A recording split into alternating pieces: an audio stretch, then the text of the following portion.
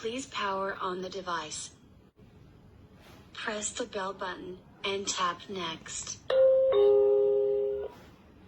Please reset the device by holding the reset button for 5 seconds. Wait for the indicator light to flash red.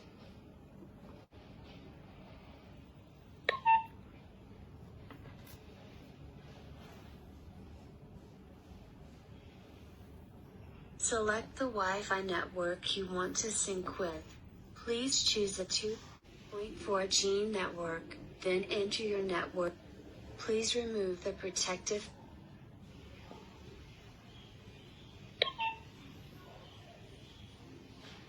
Connecting. Please wait a moment.